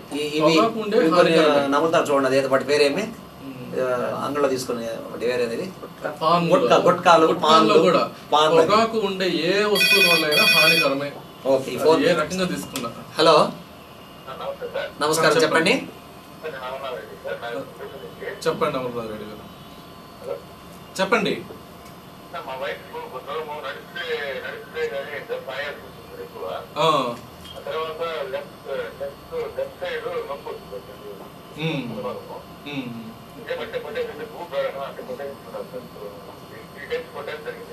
Okay okay okay. గుండె జబ్బు అవ్వచ్చు అవ్వకపోవచ్చు, కానీ అంత ఇబ్బంది అనేది ఉన్నప్పుడు మనం చూసుకోవడం అయితే ఇంపార్టెంటే. ఇప్పుడు నడుస్తుంటే ఆయాసం రావడం అనేది గుండె జబ్బు వల్ల కావచ్చు, ఊపిరితిత్తుల జబ్బు వల్ల కావచ్చు, రక్తం తక్కువ అవడం వల్ల కావచ్చు. మీరు చెప్పిన లక్షణాలన్నీ కూడా అది హార్ట్ ప్రాబ్లం అని గ్యారంటీగా చెప్పలేము. బట్ ఏదైనప్పటికీ అంత ఇబ్బంది ఉంది, నడుస్తుంటే ఆయాసం వస్తుంది, నొప్పి వస్తుంది అన్నప్పుడు దానికి మనకు కొన్ని పరీక్షలు చేసి అది ఏంటనేది చూసుకోవాల్సిన అవసరం ఉంది. మన పాత విషయానికి వస్తే పొగాకు అనేది స్మోకింగ్ చేయడం వల్ల ఏంటంటే మనకు ఊపిరితిత్తులు ఎక్కువ డ్యామేజ్ అవుతూ ఉంటాయి. హలో, నమస్కారం అండి.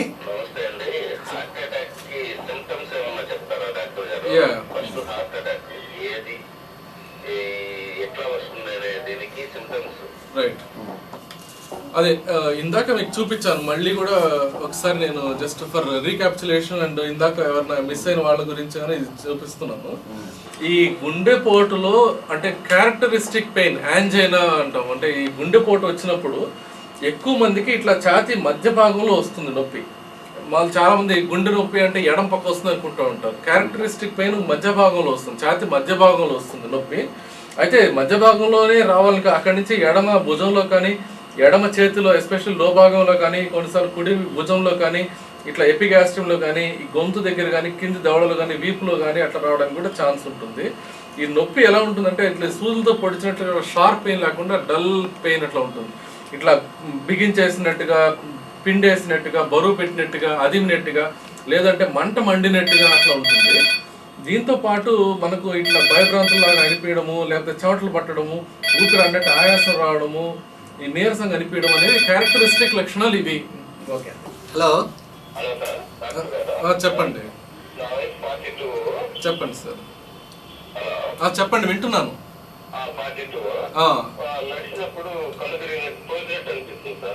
Okay, right. 140/90 బీపీ అనేది మరీ ఎక్కువేం కాదు. మనకు బీపీ నార్మల్ బీపీ 120/80 కన్నా తక్కువ ఉండాలి.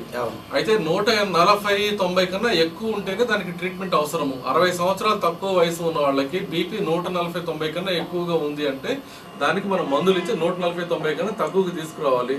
కరెక్ట్గా 140/90 ఉంది అంటే మీరు కొంత డైట్లో ఆహారంలో ఉప్పు తగ్గించడము, కొంచెం వ్యాయామము, వెయిట్ తగ్గడం ద్వారా అది ఇంకొంచెం తగ్గించుకోగలిగితే మంచిది. దానికి ఇమీడియట్గా మందులు అవసరం లేదు. ఈ తోసినట్టు ఉండడం అనేది బహుశా గుండె జబ్బు సంబంధించింది కాకపోయి ఉండొచ్చు. ఒకసారి నరాల డాక్టర్ని మీరు సంప్రదించవచ్చు.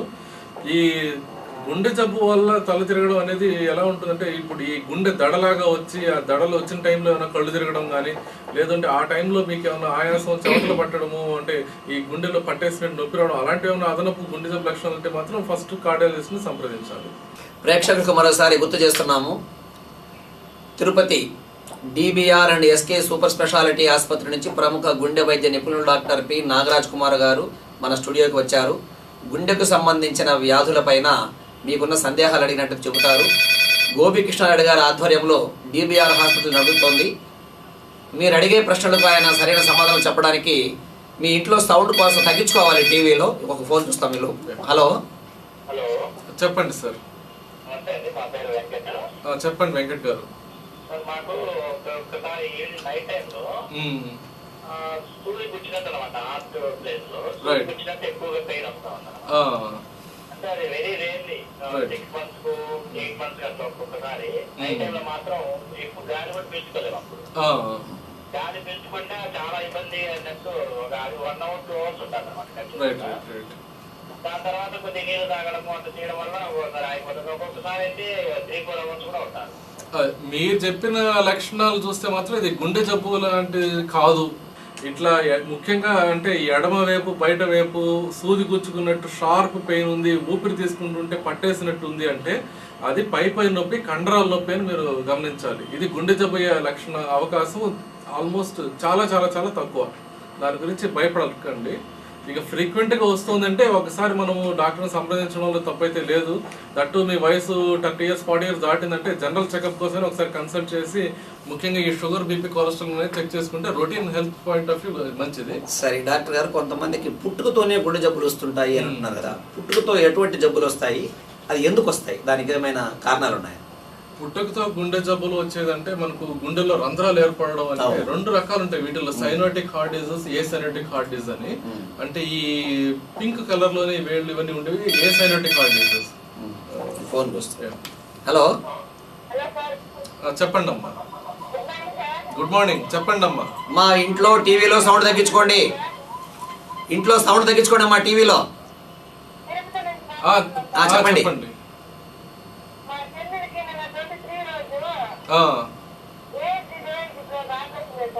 ఓకే, ఏఎస్డి డివైస్ క్లోజర్ చేశారంటే అది ఉన్న ప్రాబ్లమ్ని నయం చేసినట్టే కదా. సో అంటే పుట్టుకతో హార్ట్ లో హోల్ ఉన్న వాళ్ళలో ఇది ఇప్పుడు డివైస్ క్లోజర్ అనేది ఒకటి పద్ధతి ఉంటుంది. అంటే బటన్ లాంటి డివైస్ తో ఒకప్పుడు దానికి అంతా కూడా ఏఎస్డి కూడా ఓపెన్ హార్ట్ సర్జరీ చేయాల్సి వచ్చేది.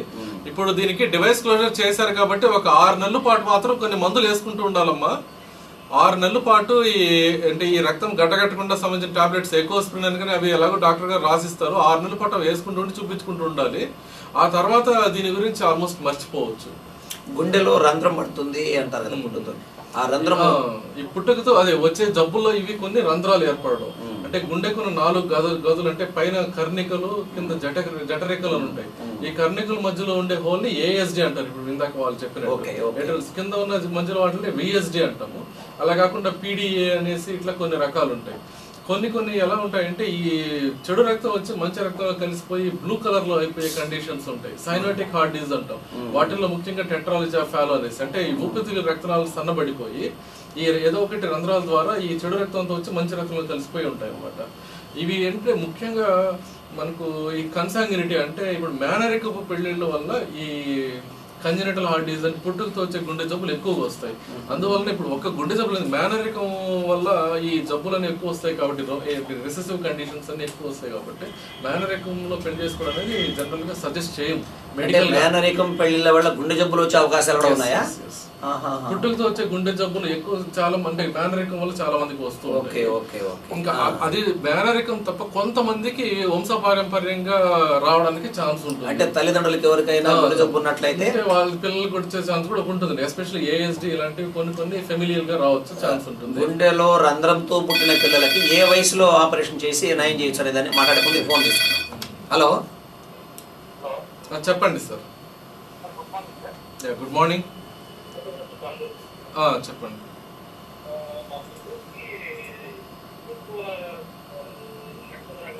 సార్ గట్టిగా మాట్లాడండి.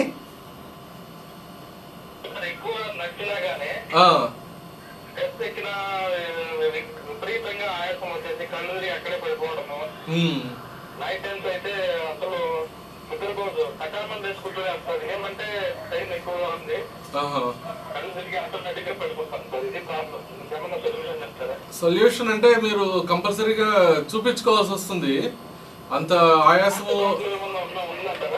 ఉండే ఛాన్స్ ఉంటుంది గ్యారంటీగా చెప్పాలని ఉండే ఛాన్స్ అయితే ఉంది. కాబట్టి మనం చెకప్ చేసి చూసుకోవాల్సిందే. ముఖ్యంగా రెస్ట్ లో బాగానే ఉండి కంఫర్టబుల్ గా ఉండి నడుస్తుంటే లక్షణాలు ఉన్నాయి అన్నప్పుడు ఒకటి. తర్వాత ఇప్పుడు అర్ధరాత్రులు ఆయాసలాగా వచ్చి మెలకు రావడము, ఇవి కొంత గుండె జబ్బుకు సూచించే విధంగా కూడా ఉన్నాయి. మనం చెకప్ చేసి చూసుకోవాలి. ఇలాంటి అనుమానం ఉన్నప్పుడు దాన్ని మనం అశ్రద్ధ చేయడానికి లేదు. అది ఈ పుట్టుకతో వచ్చే వాటిలో సర్జరీ టైమింగ్ గురించి అంటే చాలా కొన్ని అంటే రకరకాల కండిషన్స్ లో కొన్నిటికి వితిన్ 1 year అయితే ఎక్కువ అలవాటికి సర్జరీ చేసేయాల్సి వస్తుంది. కొన్నిటికైతే వితిన్ 2 weeks సర్జరీ చేసేయాల్సి వస్తుంది పుట్టినప్పటి నుంచి. కొన్నిటికి మాత్రం మనము 3 years 4 years ఆఫ్ ఏజ్ వరకు వెయిట్ చేస్తూ ఉంటాయి అనమాట ఆ కండిషన్ ని బట్టి. అందువల్ల ఏంటంటే ఇప్పుడు మనకు డౌట్స్ ఉన్నప్పుడు పీడియాట్రిషియన్ వాళ్ళకి సజెస్ట్ చేసినప్పుడు మనం స్కాన్ చేస్తాం ప్రాబ్లం ఏంటంటే దాన్ని బట్టి మనకు ఏంటంటే ఇప్పుడు కొన్ని కండిషన్స్ లో 1 year దాటిన తర్వాత సర్జరీ చేసి రెక్టిఫై చేసినా అది పూర్తిగా రెక్టిఫై కాదంటే కొన్ని లైఫ్ లాంగ్ ఇంప్లికేషన్స్ ఉంటాయి. అందువల్ల వీటికి ఎర్లీ సర్జరీస్ చాలా ఇంపార్టెంట్. ఒకప్పుడు బరువు 10 kg ఉంటేనే సర్జరీ రిజల్ట్స్ బాగుంటాయి అట్లంతా ఉండేది. ఇప్పుడు సైన్స్ అండ్ టెక్నాలజీ కూడా డెవలప్ అయింది, స్కిల్ కూడా డెవలప్ అయింది. అప్పుడే పుట్టిన వాళ్ళకి వారం 10 రోజులకి 2 వారాలకి 1 month బేబీస్ కి అంటే 3-4 kg బేబీస్ కూడా సర్జరీస్ చాలా సక్సెస్ఫుల్ గా చేస్తున్నారు. తిరుపతిలో లేవు. ఫోన్. హలో నమస్కారం అండి. చెప్పండి. ఓకే. అక్కడ మెట్లు ఎక్కువ పడుతుంది తెలిసి కూడా నేను బయట సర్జరీ చేసుకున్నాను 2006లో. కానీ ఒక ఇన్సిడెంట్ జరిగి మా అబ్బాయి దారి పెట్టడం వల్ల మర్చిపోయి మెట్లకి వెళ్ళిపోయాను. ఓకే. హార్ట్ లో నాకు 5 జాయింట్లు చేస్తారు. అదే గ్రాఫ్ట్స్ లో తెలియకుండా ఒక జాయింట్ ఊడిపోయింది. ఇప్పుడు అదే ఊడిపోయింది కానీ బ్లడ్ ఫ్లో కూడా అదే బ్లాక్ అయిపోయింది. ఓకే. డాక్టర్ చూపిస్తే ఏం పర్వాలేదు భయపడుతూ అన్నారు. దానివల్ల నాకు ఏదైనా ఎఫెక్ట్ ఉంటుందా? మీకు ఇప్పుడు లక్షణాలు ఎలా ఉన్నాయి, సిమ్టమ్స్ ఎలా ఉన్నాయనే దాన్ని బట్టి, మీకు గుండె పంపింగ్ శాతం ఎలా ఉంది అనే దాన్ని బట్టి మీకు అంటే ఇప్పుడు మీకు పనులు కంఫర్టబుల్గా మీరు చేసుకోగలుగుతున్నారు, మీకు నడుస్తుంటే పనులు చేసుకుంటే పెద్దగా నొప్పి ఏం రావడం లేదు, పెద్దగా ఆయాసం రావడం లేదు అంటే దానివల్ల గుండె పంపింగ్ శాతం ఓవరాల్గా బాగానే ఉంది అంటే మనం అవే మందులు వాడుకుంటూ కంటిన్యూ చేసుకోవచ్చు. లేదు మీకు కొంత దూరం నడవగానే ఛాతీలో పట్టేసినట్టు నొప్పి వస్తుంది అట్లా ఉంది అంటే మళ్ళీ ఆ బ్లాక్స్ ఎక్కువగా ఉంటే దానికి మళ్ళీ అవసరమైతే మళ్ళీ యాంజియోగ్రామ్ చేసి ఆ బ్లాక్స్ అని క్లియర్ చేసుకోవాలని చూసుకోవాల్సి వస్తుంది. సో మీ మెయిన్గా మీ సిమ్టమ్స్ని బట్టి ప్లస్ మీ హార్ట్ పంపింగ్ ఫంక్షన్ బట్టి మీ ప్రోగ్నోస్ ఉంటుంది. సార్ అట్లాగే మరో ప్రశ్న ఉంది. హార్ట్ ఫెయిల్యూర్స్ అంటూ ఉంటాం. గుండె పోటుకి హార్ట్ ఫెయిల్యూర్స్కి తేడా ఏంటి? హార్ట్ ఫెయిల్యూర్స్ గురించి కొంచెం చెప్పండి. హార్ట్ ఫెయిల్యూర్ అంటే ఇప్పుడు గుండె దాదాపు 4-5 లీటర్లు పంపింగ్ చేయాలి నిమిషానికి మన శరీరంలో. 4-5 లీటర్ల రక్తాన్ని పంపింగ్ చేయాలి. గుండె అంటే బేసిక్ అది ఒక పంపు. ఏ రకంగా చూసుకుని అది ఒక పంపు. అది అంటే కంటిన్యూస్ గా పంపింగ్ చేస్తూ బాడీకి రక్తం సరఫరా చేస్తుండాలి. ఎందుకంటే బాడీలో ప్రతి అవయవానికి ఆక్సిజన్, గ్లూకోజ్, మిగిలిన పోషక పదార్థాలు అవసరం కంటిన్యూస్ గా పనిచేస్తూ ఉండాలంటే అది హార్ట్ కి కూడా, కిడ్నీస్ కానీ, బ్రెయిన్ కానీ, దేనికైనా కానీ. సో ఇప్పుడు ఎన్నో రకాల ప్రాబ్లమ్స్ వల్ల ఇది అంత సరిపడా పంపింగ్ చేయలేకపోతే అది హార్ట్ ఫెయిల్యూర్ అంటాం. అంటే హార్ట్ అది చేయాల్సిన పని చేయలేక ఫెయిల్ అయిపోతుంది అని అర్థం. ఫోన్ చూస్తాం. హలో నమస్కారం అండి. సో చెప్పండి సార్. నా పేరు గిరిబాబు నాయుడు. చెప్పండి. 35 సంవత్సరాలు. నాకు మా ఫాదర్ గారికి ఆల్రెడీ హార్ట్ పేషెంట్ అండి. ఇప్పుడు నా నాకు వచ్చి ఏమి హ్యాబిట్స్ అయితే ఏమి లేవు. ఓకే. కొన్ని లిక్కర్ తాగే హ్యాబిట్స్ మాత్రమే ఉంది. అదైతే వీక్లీ వన్స్ మాత్రం తీసుకుంటానండి. ఓకే. దీనివల్ల నా హెల్త్ కండిషన్ ఎలా ఉంటుంది? ఫాదర్ కానీ అంటే తండ్రి కానీ బ్రదర్స్ కానీ 55 సంవత్సరాల వయసు కన్నా తక్కువ వయసులో కనుక గుండె జబ్బులు వస్తే ఆ ప్రమాదం, ఆ రిస్క్ అనేది మీకు ఉంటుంది. అంటే ఇట్లా మేల్ మగవాళ్ళు అంటే అలానే తల్లికి కానీ అక్కలకు కానీ అలాగే 60 సంవత్సరాల కన్నా తక్కువ వయసులో గుండెపోటు లాంటిది వస్తే కూడా ఇలాంటిది మనకి ఎటువంటి అలవాట్లు ఏం రిస్క్ ఫ్యాక్టర్స్ లేకపోతే అదే రిస్క్ ఫ్యాక్టర్ ఉంటుంది. మనకు కూడా గుండె జబ్బు వచ్చేదానికి ఛాన్స్ ఎక్కువ ఉంటుంది. వంశపారంపర్యంగా వచ్చే రిస్క్ ఫాదర్ కి less than 55 years, మదర్ కి less than 60 years of age వచ్చి మనకు కూడా రిస్క్ ఉంటుంది. అది తర్వాత ఆల్కహాల్ తీసుకునేది ఎంత తీసుకుంటున్నాం అనే దాన్ని బట్టి మానేయగలిగితే మంచిది. మనకు మెడికల్ గా చూసుకుంటే అబ్సల్యూట్ ఆల్కహాల్ 30 ml అంటే దాదాపు less than 60 ml తాగితే యూజువల్ గా హార్ట్ పరంగా ప్రాబ్లమ్స్ వచ్చే అవకాశం చాలా తక్కువ. అంటే ఇందాక మనం అనుకున్నాం పొగ తాగడం వల్ల హార్ట్ అటాక్ వస్తుంది అన్నారు. అలాగే ఇది ఆల్కహాల్, బ్రాందీ, సారా ఇలాంటి తాగడం వల్ల హార్ట్ అటాక్ రాదు, కానీ బీపీ ఎక్కువ అవడము, ఈ రక్తంలో కొవ్వు పదార్థాలు ఉంటాయి ట్రైగ్లిజరైడ్స్ అని అలాంటివి ఎక్కువ అవడము, హార్ట్ బీటింగ్ ఇర్రెగ్యులారిటీస్ అంటే కర్ణికి దడ లాంటివి రావడము, కొన్నిసార్లు హార్ట్ ఫెయిల్యూర్ కి దారి చేయడం, గుండె పంపింగ్ లీక్ అయిపోవడం ఇలాంటి ప్రాబ్లమ్స్ రావడానికి ఛాన్స్ ఉంటుంది హార్ట్ అటాక్ రాకపోయినా. హలో, నమస్తే అమ్మా, గట్టిగా మాట్లాడండి. చెప్పండి అమ్మా.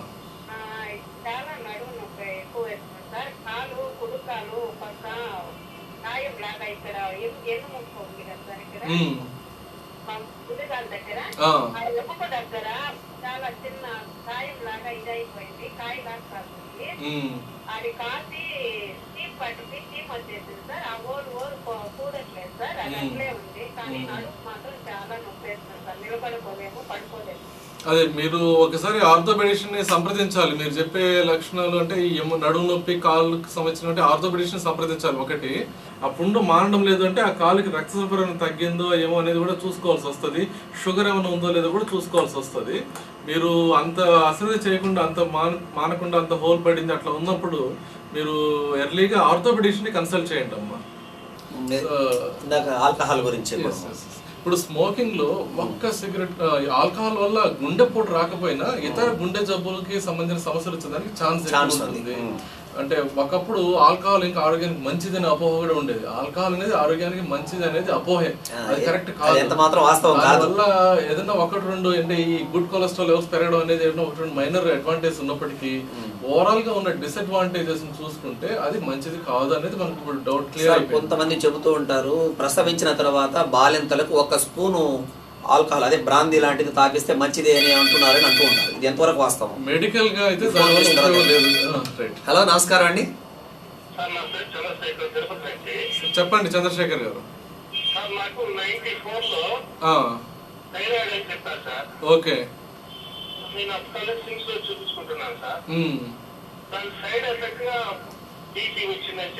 రైట్. దానికి టాబ్లెట్స్ పెట్టారు. టాబ్లెట్లు కంటిన్యూగా వాడుతున్నాను. ఓకే. కానీ ఈ మధ్యలో కొంచెం బీపీ మన హాస్పిటల్ పోతే 110/180 వచ్చింది సార్. 180/110 ఉంటుంది.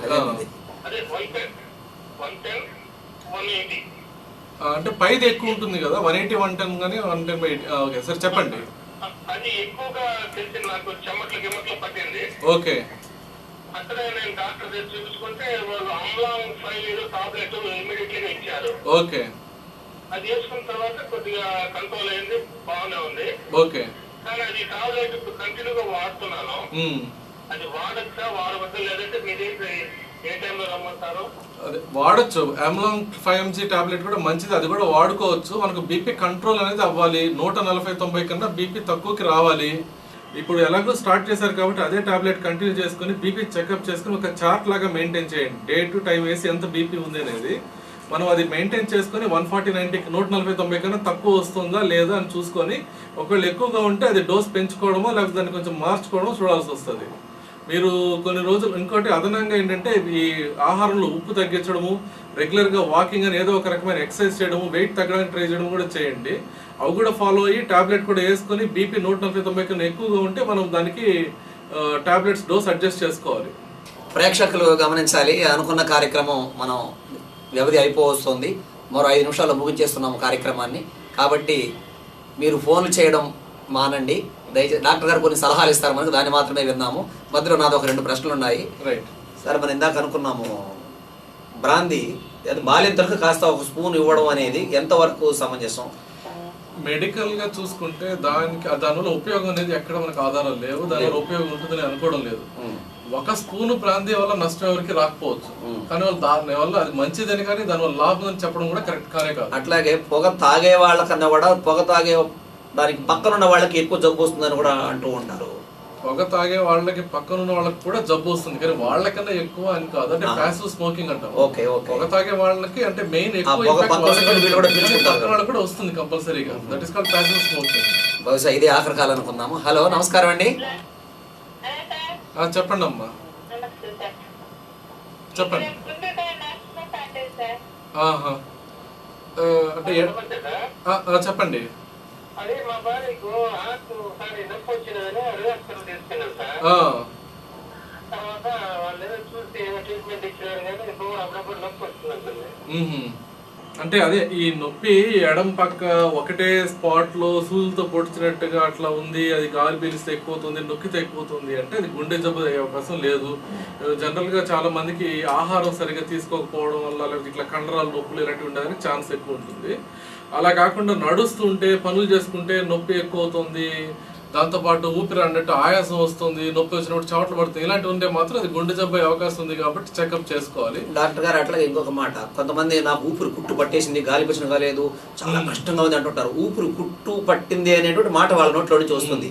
ఈ ఊపిరి కుట్టుకి గుండె జబ్బుకి లేదా గుండె పోటుకి ఏమైనా సంబంధాలు ఉన్నాయా? ఇది వేరు అది వేరా? చాలా మందికి ఇట్లా గాలి పీలుస్తుంటే పట్టేసినట్టు ఉండేది పైపు నొప్పి, కండరాల నొప్పి లాంటివి. కండరాల నొప్పి అది దానికి గుండెకి సంబంధం లేదు, యూజువల్ గా ఉండదు. ఓకే. ఎందుకంటే ఇప్పుడు ఈ కండరాలు ఈ మనకు ఊపిరి తీసుకునే దానికి ఈ బర్రెముక్కలకు మధ్యలో ఉన్న కండరాలు పట్టేసినప్పుడు ఇట్లా గాలి గట్టిగా పీల్చుకుంటే ఇబ్బంది లాగా పట్టేసినట్టు ఉంటుంది. అది యూజువల్ గా హార్ట్ రిలేటెడ్ పెయిన్ ఉండేదానికి ఛాన్స్ తక్కువ. గుండె నొప్పికి ఊపిరి పీల్చుకుంటే వదలడం వల్ల ఎక్కువ తక్కువ అనేది ఉండదు. గుండె అనేది లోపల ఎక్కడో ఉంటుంది, చెస్ట్ వాల్ కి లోపల ఎక్కడో ఉంటుంది. సో ఇది గాలి పీల్చుకోవడం వల్ల వదలడం వల్ల కానీ ఇట్లా ఒక ప్రెస్ చేస్తే అని ఒక పర్టికులర్ పొజిషన్ లో కానీ ఎక్కువ తక్కువ అంటూ ఉండదు. కాకపోతే మనకు స్ట్రెయిన్ ఎప్పుడైతే హార్ట్ కి ఎక్కువ నడుస్తున్నాము, మెట్లు ఎక్కుతున్నాము, పని చేస్తున్నప్పుడు ఎక్కువైతే అది హార్ట్ ప్రాబ్లం అయ్యేదానికి ఎక్కువ ఛాన్స్. మనం కార్యక్రమాన్ని ముగించే ముందు గుండె జబ్బులు రాకుండా ఎలా ఉండాలి, ఎటువంటి ఆహారపు అలవాటు చేసుకోవాలి, ఎటువంటి ఆహారం తీసుకోవాలి, ఎలాంటి ఆహారం మానుకోవాలి, శాకాహారం వల్ల లాభాలు ఏంటి, లేదా మాంసాహారం వల్ల లాభాలు ఏంటి, నష్టాలు ఏంటి, ఇవి రెండు కూడా చెప్పండి. మాంసాహారం, శాకాహారం గుండె జబ్బులకు ఎలాంటి సంబంధం ఉంది, ఇతరమైనటువంటి ఆహార పదార్థాలు ఎటువంటి తీసుకోవచ్చు, తీసుకోకూడదు, ఆ విషయాలు చెప్పి మనం ముగిద్దాం ఈ కార్యక్రమం. సో ఇక్కడ ముఖ్యంగా మనం గుండె జబ్బులు అన్నిటిలోకి మన చేతిలో ఉన్నది మనం ప్రివెంట్ చేసుకోగలిగినవి గుండె దమనకు సంబంధించిన దమన కాఠిన్యానికి సంబంధించిన అంటే గుండె పోటుకు సంబంధించిన గుండె జబ్బులు కొంతవరకు మనము మన ఆహారం ద్వారా మన జీవన శైలి ద్వారా నియంత్రించుకోవడానికి అవకాశం ఉంటుంది. కాబట్టి దాని గురించి నేను మెయిన్గా కొన్ని విషయాలు చెప్పదలుచుకున్నాను. ఈ గుండెపోటు వచ్చే దానిలో 90% మందికి వచ్చేది ఈ పొగ తాగడం వల్ల, అంటే పొగాకు వాడడం వల్ల, లేదా కొలెస్ట్రాల్ అధికంగా ఉండడం వల్ల, షుగర్ బీపీ వల్ల, మానసిక ఒత్తిడి వల్ల, వెయిట్ ఎక్కువ ఉండడం వల్ల, ఎక్సర్సైజ్ లేకపోవడం వల్ల, టెన్షన్ పడడం వల్ల, వీటిలో ఈ పొగాకు వల్ల గుండెపోట్లు వచ్చే వాళ్ళలో 30% మందికి కేవలం పొగాకు వల్ల, అంటే ముఖ్యంగా పొగ తాగడం వల్ల వస్తుంది. పొగ తాగడమే కాకుండా పొగ తాగే వాళ్ళకి పక్క నుండి పీల్చుకోవడం, ప్యాసివ్ స్మోకింగ్ వల్ల కూడా రావచ్చు. అలానే పొగాకు అనేది నమలడం వల్ల కూడా అది గుండెపోటుకి దారి తీయడానికి ఛాన్స్ ఉంటుంది. పొగాకు వల్ల గుండెపోటే కాకుండా అన్ని ఆరోగ్య సమస్యల్లో 50%, అన్ని క్యాన్సర్లో 56%, ఊపిరితిత్తులకు సంబంధించిన జబ్బుల్లో 84%, గుండెపోటులో 30% కేవలం ఈ పొగాకు వల్లనే వస్తున్నాయి మన దేశం మొత్తంలోకి చూసుకుంటే కూడా. అది కాబట్టి పొగాకులో అది ఎటువంటి రూపంలో కూడా పొగాకు అనేది మంచిది కానే కాదు. అది ఏ రూపంలో మానేయాలి. ఒక్క సిగరెట్ కూడా తాగడానికి లేదు. అది నెంబర్ 1 చాలా ఇంపార్టెంట్. ముఖ్యంగా 40 సంవత్సరాల కన్నా తక్కువ వయసులో మా హాస్పిటల్కి వచ్చే వాళ్ళు గుండెపోటు వచ్చిన చూస్తే మోస్ట్ ఆఫ్ దెమ్ దాదాపు అందరూ స్మోకింగ్ చేసేవాళ్ళు. అంటే మిగతా ప్రాబ్లమ్స్ షుగర్ బీపీలు లేకపోయినప్పటికీ కూడా. పొగాకు తర్వాత రెండో ముఖ్యమైన విషయం కొలెస్ట్రాల్ అధికంగా ఉండడం అనేది. ఈ కొలెస్ట్రాల్ అనేది మనం తీసుకునే ఆహారంలో కూడా వస్తుంది, మన బాడీలోనే ఉత్పత్తి కూడా అవుతుంది. ఈ కొలెస్ట్రాల్ అనే దానివల్ల లక్షణాలు అంటూ ఏముండవు. అందుకని 40 సంవత్సరాల తర్వాత ప్రతి ఒక్కరూ ఇయర్లీ వన్స్ కనీసం కొలెస్ట్రాల్ కూడా చెకప్ చేసుకుని, అది అధికంగా ఉన్న వాళ్ళు దానికి మెడిసిన్స్, డైట్, ఎక్సర్సైజ్ ద్వారా కంట్రోల్ చేసుకుని నియంత్రించుకోవాల్సిన అవసరం ఉంది. సో మనం తీసుకునే ఆహారాల్లో కొలెస్ట్రాల్ అనేది యానిమల్ ఫ్యాట్, మనం తీసుకునే ఆహారంలో మెయిన్గా కొలెస్ట్రాల్ ఉండేది లైక్ ఎక్కువగా ఉండేది మటన్లో, దాని తర్వాత చికెన్లో, ఎస్పెషల్లీ స్కిన్ ఉండే చికెన్లో, ఎగ్లో ఎల్లో పార్ట్లో, తర్వాత మిల్క్ అండ్ మిల్క్ ప్రొడక్ట్స్లో కొలెస్ట్రాల్ ఎక్కువ ఉంటుంది. సో మనకేంటంటే కూరగాయలు, ఆకుకూరలు, పండ్లు ఎంత తీసుకున్నా కానీ దానివల్ల నష్టమే లేదు, దానిలో కొలెస్ట్రాల్ అంటే ఏముండదు. ఎగ్లో వైట్ తీసుకోవచ్చు, ఎస్పెషల్లీ ఇప్పుడు ఒక వయసు తర్వాత పెద్దవాళ్ళు కోడిగుడ్లు పచ్చదనం తీసి తెల్లది తీసుకోవడం వల్ల పర్లేదు, పచ్చదనం అయితే రిమూవ్ చేసేస్తే. పిల్లకాయలకి పర్లేదు, బట్ పెద్దవాళ్ళు you have to remove yellow. రెండోది ఫిష్ పర్లేదు, ఫిష్ ఇస్ గుడ్, దానిలో కొలెస్ట్రాల్ ఏముండదు, దానిలో ఉన్నాయని ఒమేగా 3 ఫ్యాటీ ఆరోగ్యానికి మంచివి. చికెన్ తీసుకుంటే కూడా మనకు ఓన్లీ స్కిన్లెస్ చికెనే తీసుకోవాలి, మటన్ వీలైనంత వరకు అవాయిడ్ చేయాలి, దానిలో ఉన్న కొలెస్ట్రాల్ మనం కంప్లీట్గా రిమూవ్ చేయలేము. ఇవి తర్వాత ఈ బేకరీ ఐటమ్స్ అంటే ఎస్పెషల్లీ ఇవి అంటే ఫ్రోజన్ ఫుడ్స్ ఇట్లాంటివి కానీ, లేకపోతే ఇప్పుడు పొటాటో చిప్స్ ఇట్లాంటివన్నీ కూడా మనం దాంట్లో కూడా అంటే మనకు ఈ ట్రాన్స్ ఫ్యాట్స్ అని ఉంటాయి. నూనె విషయాల్లో ఏంటంటే ముఖ్యంగా Dalda, vanaspati ghee, palm oil, coconut oil కుకింగ్కి అవాయిడ్ చేయాలి. బెస్ట్ ఆయిల్స్ అయితే olive oil, soybean oil. But అది కాకపోయినా కానీ వేరుశనగ నూనె పర్లేదు, sunflower oil, rice bran oil, safflower oil ఏవైనా పర్లేదు, కానీ ఇవి మాత్రం డాల్డా, వనస్పతి ఘీ, పామ్ ఆయిల్, కొబ్బరి నూనె వంటకానికి మాత్రం అవాయిడ్ చేయడం బెటర్. అది దీని విషయానికి వస్తే మిగతా అంటే ఎవరికైనా కానీ కూరగాయలు, ఆకుకూరలు, పండ్లు మంచివి. పాలుల్లో ఈ కొవ్వు తీసేసిన పాలు, దానికి సంబంధించిన పాలు ఉత్పత్తులు తీసుకోవడం అనేది బెటర్.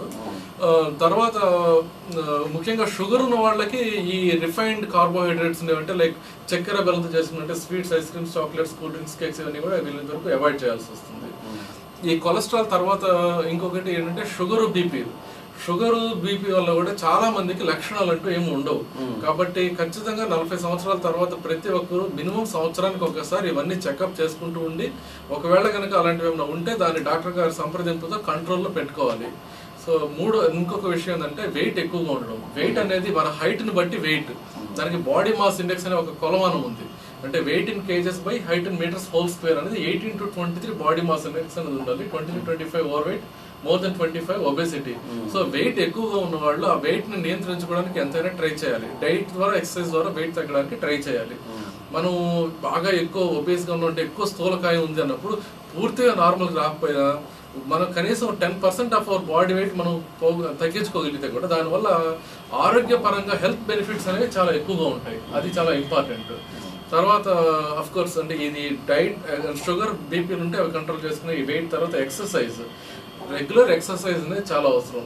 కాకపోతే గుండె జబ్బు ఉన్నవాళ్ళు, ఈ ఆర్థోపెడిక్ ప్రాబ్లమ్స్ ఉన్నవాళ్ళు వాటికి సంబంధించిన డాక్టర్ సలహా మేరకు ఎక్సర్సైజ్ చేయాలి. మిగతా వాళ్ళకి ఏ రకమైన ఎక్సర్సైజ్ చేసుకోవచ్చు. ఎక్సర్సైజ్ లో ముఖ్యంగా 2 రకాలు ఉంటాయి, ఐసోటోనిక్ ఎక్సర్సైజ్, ఐసోమెట్రిక్ ఎక్సర్సైజ్. అంటే ఇప్పుడు walking, jogging, running, cycling, swimming అంటే ఈ కదలికలకు సంబంధించిన ఎక్సర్సైజెస్ అనేవి మంచివి యూజువల్ గా sugar, BP control, cholesterol control and heart fitness point of view. ఈ ఐసోమెట్రిక్ ఎక్సర్సైజ్ అంటే ఇప్పుడు బరువు వస్తువులు లేపడం, లాగడం, తోయడం ఇట్లాంటివన్నీ ఏంటంటే అవి స్ట్రెంగ్త్ బిల్డప్ చేసుకునే దానికి. సో బ్యాలెన్స్ అంటే minimum 5 days in week minimum exercise for at least half an hour, అది మినిమం చేయాల్సిన ఎక్సర్సైజ్. సో వారంలో ఒక 3 రోజులు 4 రోజులు ఈ వాకింగ్, జాగింగ్ లాంటివి చేసి మిగతా 2-3 రోజులు ఈ మజిల్ స్ట్రెంగ్త్ బిల్డింగ్ ఎక్సర్సైజ్ అలాగే చేసుకోవచ్చు నార్మల్ పీపుల్కి. సో ఈ రెగ్యులర్ ఎక్సర్సైజ్ చేసుకోవడం వల్ల వెయిట్ తగ్గడానికి ఉపయోగపడేదే కాకుండా వెయిట్ తగ్గకపోయినప్పటికీ కూడా షుగర్, బీపీలు ఉన్న వాళ్ళని నియంత్రించుకోవడానికి, లేని వాళ్ళకి రాకుండా ఉండడానికి, కొలెస్ట్రాల్ అధికంగా ఉంటే అది మన బాడీలో ప్రొడక్షన్ తగ్గడానికి అంటే ఉత్పత్తి తగ్గడానికి, ప్లస్ హార్ట్కి ఫిట్నెస్ మెయింటైన్ చేసుకోవడానికి అలా ఎన్నో ఉపయోగాలు ఉంటాయి. తర్వాత ఇంకొకటి మానసిక ఒత్తిడిని తగ్గించుకోవడం అనేది. ఇప్పుడు మానసిక ఒత్తిడి వల్ల షుగర్ ఉండడం వల్ల గుండె జబ్బులు ఎంతమందికి వస్తున్నాయో దాదాపు మానసిక ఒత్తిడి ఎక్కువ అవడం వల్ల కూడా అంతమందికి గుండె జబ్బులు వస్తున్నాయి. సో ఈ మానసిక ఒత్తిడి అనేది తగ్గించుకోవాలి. సో దానికంటే ఇప్పుడు యోగా కావచ్చు, ధ్యానం కావచ్చు, లేకపోతే మనకు ఆహ్లాదకరమైన మ్యూజిక్ వినడం కావచ్చు, ఇంట్లో వాళ్ళతో టైం స్పెండ్ చేయడం కావచ్చు, ఎవరికి సూటబుల్ థింగ్ వాళ్ళు చూసుకొని సెలెక్ట్ చేసుకొని కొంత టైం కనీసం దానికి కేటాయించి ఈ స్ట్రెస్ అనేది తగ్గించుకోవడానికి ట్రై చేయాలి. Thank you doctor. DBR and SK super speciality ఆసుపత్రి నుంచి డాక్టర్ పి నాగరాజ్ కుమార్ గారు వచ్చారు. గుండె వైద్య నిపుణులు.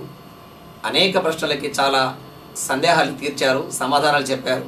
ముఖ్యంగా వారు చెప్పిన అంశాల్లో పొగ తాగకూడదు, ఆల్కహాల్ తీసుకోకూడదు, కొలెస్ట్రాల్ పెరిగేటువంటి ఆహార పదార్థాలు కూడా తీసుకోకూడదు అన్నారు. మరికొన్ని ప్రశ్నలు ఇంకా మనకు మిగిలే ఉన్నాయి. ప్రేక్షకులు చాలామంది మళ్ళీ మాకు కంప్లైంట్ చేస్తూ ఉంటారు, సార్ మేము ట్రై చేసినాము అందలేదని. మరో వారం మరోసారి ఇట్లా డాక్టర్ గారితో మాట్లాడిస్తూనే ఉంటాము. అవకాశం ఉన్నప్పుడల్లా మీరు ఈ అవకాశాన్ని ఉపయోగించుకొని డాక్టర్ గారితో మాట్లాడి మీ సందేహాలు నివృత్తి చేసుకోవచ్చు. బీబీఆర్ హాస్పిటల్ నుంచి మనం అడిగిన వెంటనే ఈ కార్యక్రమానికి వచ్చి ప్రేక్షకుల ప్రశ్నలకు సమాధానాలు ఇచ్చినటువంటి డాక్టర్ పి నాగరాజ్ కుమార్ గారిని సిటీ కేబుల్ తరఫున మన అందరి తరఫున కృతజ్ఞత తెలియజేస్తూ సెలవు తీసుకుంటున్నాము. నమస్తే. Thank you sir.